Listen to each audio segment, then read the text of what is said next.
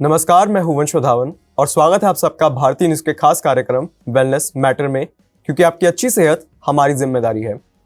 आज का हमारा विषय है मानसिक स्वास्थ्य या फिर अंग्रेजी भाषा में मेंटल हेल्थ। मन के हारे हार है, मन के जीते जीत, ये कहावत आपने तो जरूर सुनी होगी और आज के समय में ये कहावत बिल्कुल सही साबित हो रही है।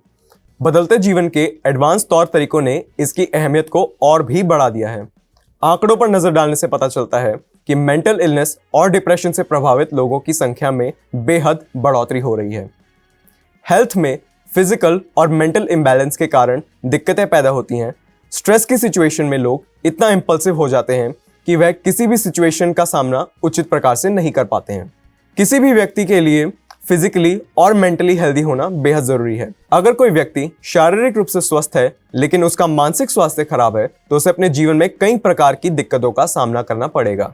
एक अच्छे मानसिक स्वास्थ्य से एक व्यक्ति को अपनी कमियों का पता चलता है, उनके अंदर सेल्फ कॉन्फिडेंस आता है कि वो जीवन में स्ट्रेस का सामना कर सकते हैं और अपने कार्यों से अपनी पर्सनैलिटी के विकास में योगदान दे सकते हैं। मेंटल डिसऑर्डर व्यक्ति के behaviour, decision making, exercise, sleeping pattern, sexual behaviour आदि को प्रभावित करता है और फिजिकल इलनेस के खतरे को बढ़ाता है।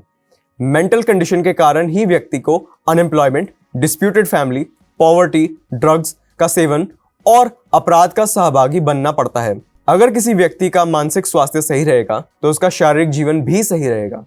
इसलिए हम आपको अपने इस खंड में मेंटल डिसऑर्डर से जुड़ी हर पहलू के बारे में विस्तार से बताएंगे, जो आपकी मेंटल हेल्थ को बेहतर बनाने में मदद करेगी।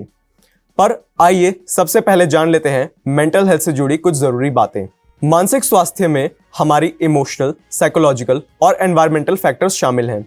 ये प्रभावित करता है कि हम कैसे सोचते हैं, महसूस करते हैं और हम काम कैसे करते हैं। आपका मानसिक स्वास्थ्य एजिंग के साथ बदलता चला जाता है।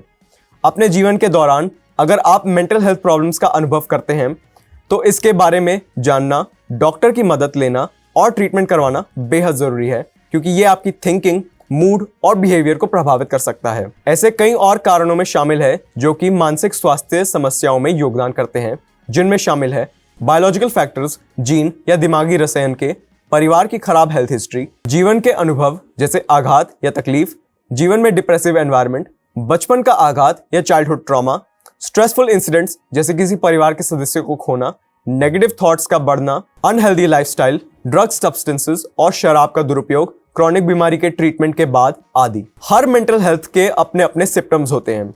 हालांकि कुछ सामान्य चेतावनी संकेत या लक्षण हैं जो आपको अलर्ट कर सकते हैं, जैसे कि ज्यादा सोचना, एंग्जाइटी या घबराहट, पर्सनैलिटी में परिवर्तन, खाने या सोने के पैटर्न्स में बदलाव, समस्याओं को सुलझाने में असमर्थता, ज्यादा चिंता करना, लंबे समय तक अवसाद या उदास रहना, ज्यादा गुस्सा करना या वायलेंट व्यवहार, आत्महत्या के बारे में सोचना या खुद को नुकसान पहुंचाना, बहुत ज्यादा मूड स्विंग्स होना और शराब या ड्रग्स का दुरुपयोग आदि। एंग्जाइटी डिसऑर्डर मानसिक बीमारी का सबसे आम प्रकार है। इन सिचुएशन वाले लोगों में गंभीर डर और चिंता होती है जो कुछ चीज या सिचुएशन से रिलेटेड होती है। सामान्य चिंता विकार में लगातार और अत्यधिक चिंता शामिल होती है जो डेली एक्टिविटीज में रुकावट करती है। ये चलती रहे एंग्जाइटी और स्ट्रेस शारीरिक लक्षणों के साथ हो सकती है, जैसे कि बेचैनी, कॉर्नर्ड महसूस करना या आसानी से थकावट, ध्यान केंद्रित करने में कठिनाई, मांसपेशियों में स्ट्रेस पड़ना या नींद की समस्या।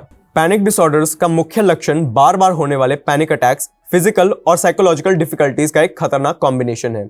इसके कई लक्षण हैं, जैसे कि तेज दिल की धड़कन, स्वेटिंग होना, थरथराना या कांपना, सांस लेने में तकलीफ महसूस करना, चेस्ट में दर्द, चक्कर आना, घुटन होना, ठंड लगना, आंतों या पेट में दर्द होना आदि। फोबिया एक स्पेसिफिक चीज, सिचुएशन या एक्शन का अत्यधिक और लगातार डर है जो आमतौर पर हानिकारक नहीं होता है। फोबिया के पेशेंट्स को पता है कि उनका डर अत्यधिक है, लेकिन वह इससे दूर नहीं कर सकते हैं। अगोराफोबिया उन सिचुएशन में होने का डर है जहां से बाहर निकलना मुश्किल या शर्मनाक हो सकता है। यह डर वास्तविक स्थिति में बहुत परेशान करती है और कामकाज में समस्या पैदा करती है।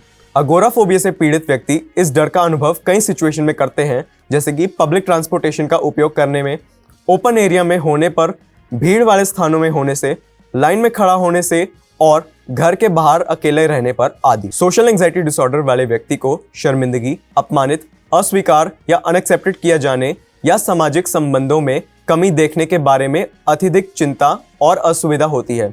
इस डिसऑर्डर वाले लोग स्थिति से बचने के लिए सार्वजनिक स्थानों पर जाने, बोलने, नए लोगों से मिलने और सार्वजनिक रूप से खाने पीने से अत्यधिक डरते हैं। सेपरेशन एंजाइटी डिसऑर्डर वाले लोगों को अपने प्रियजनों से बिछड़ने का डर होता है। ऐसे लोग घर से बाहर जाने या उस व्यक्ति के बिना बाहर जाने से इनकार करते हैं। ये बिछड़ने के बारे में बुरे सपने का अनुभव करते हैं। ये परेशानी बचपन में पैदा होती है, लेकिन लक्षण बड़े होने के बाद भी रह सकते हैं। डिप्रेशन या अवसाद के साथ एक व्यक्ति लगातार लो फील करता है और उसका मूड हमेशा खराब रहता है और उन गतिविधियों और घटनाओं में रुचि खो देते हैं जो पहले से आनंद लेते थे।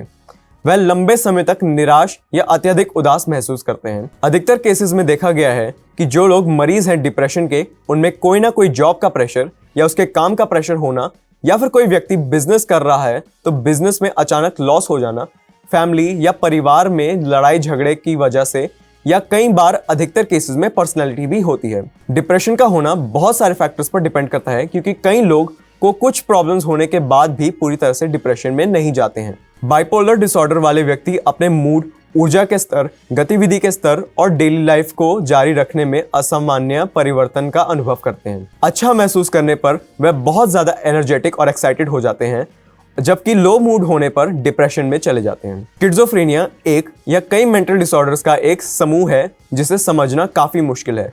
स्किज़ोफ्रेनिया के लक्षण आमतौर पर 16 से 30 साल की उम्र के बीच विकसित होते हैं। ऐसे व्यक्ति का सही तरीके से सोचना बहुत ही मुश्किल हो जाता है। ये लोग उन चीजों को भी अपने आसपास महसूस करते हैं जो कि सच में दुनिया में है ही नहीं। स्किज़ोफ्रेनिया के नेगेटिव और पॉजिटिव लक्षण होते हैं। पॉजिटिव लक्षणों में पैरानोया, विचार विकार और हेलुसिनेशन शामिल है, जबकि नेगेटिव लक्षणों में डिप्रेशन और खराब मूड शामिल है। स्ट्रेसफुल लाइफ साइकिल और उससे बिगड़ते मानसिक स्वास्थ्य की तरफ ध्यान खींचने के मकसद से हर साल 10 अक्टूबर को वर्ल्ड मेंटल हेल्थ डे मनाया जाता है।